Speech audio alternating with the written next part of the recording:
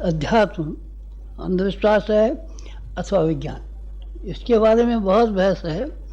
नई पीढ़ी के लोग कहते हैं कि ये अंधविश्वास है, इसके पीछे जो कर्मकांड लिखे हुए हैं उसको हम करते हैं और तो जो उसके परिणाम और फल बताए गए हैं वो नहीं मिलते, तो उनके कहने के मुताबिक ये अंधविश्वास का कहना उनका सही है। और जो विश्वासी हैं, जो ये कहते हैं ऋषियों को, शास्त्रकारों को, आप्त पुरुषों को इतना जोर दे करके अध्यात्म के विधि विधानों के ऊपर कहा गया है, तो उनको झूठ बोलने से क्या फ़ायदा।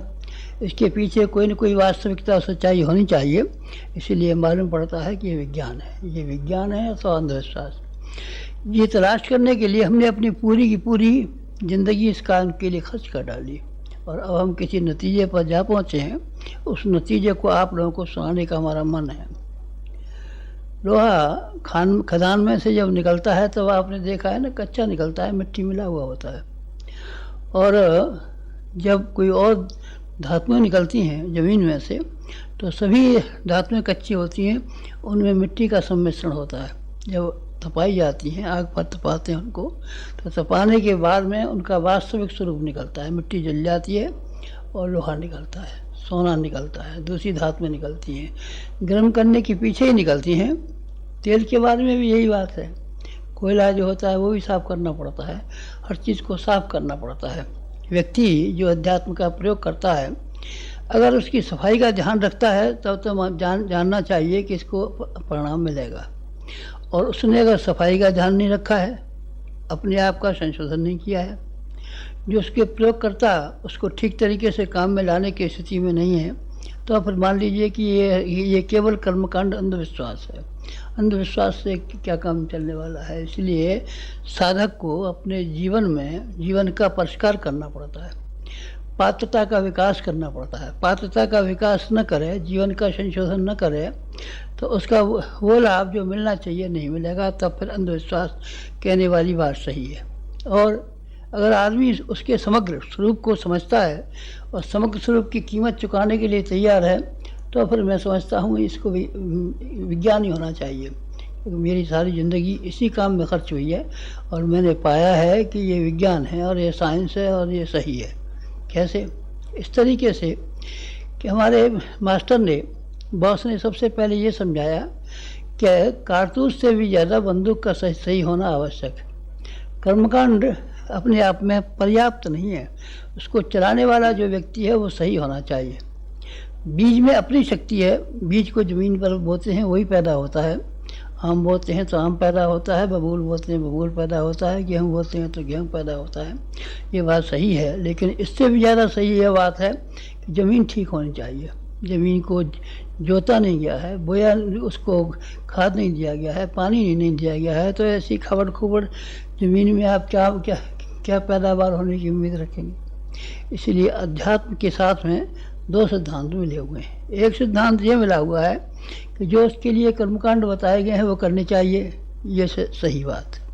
और इससे भी ज़्यादा सही बात यह है कि जो आदमी प्रयोग करने वाला है, प्रयोग करने वाले को अपने आप में, अपने व्यक्तित्व की दृष्टि से बहुत साफ और बहुत पैना और बड़ा तीखा आदमी होना चाहिए। तीखे आदमी के ऊपर, अच्छी और बढ़िया बड़ी बंदूक के ऊपर अगर आपने कारतूस रखा है तो निशाना सही लगेगा और बहुत दूर तक लगेगा। और आपके पास बंदूक नहीं है, नकली बंदूक है, खाली कारतूस लेके ले आए हैं और आप चलाने के मन करते हैं, तो फिर आपका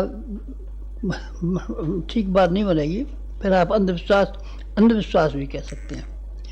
खेत की जुताई आवश्यक, खेत में खाद और पानी लगाना आवश्यक है। बीज बोया जाता है तो पैदा होता है, कहना सही है, इसमें कोई दो राय नहीं है कि जो बीज बोया जाएगा वही पैदा होगा।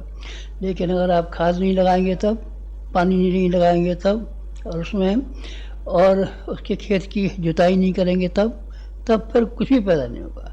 फिर आपको यही कहना पड़ेगा कि ये कहना खेती करना बेकार है, बीज बोना बेकार है, ये मेहनत करना बेकार है।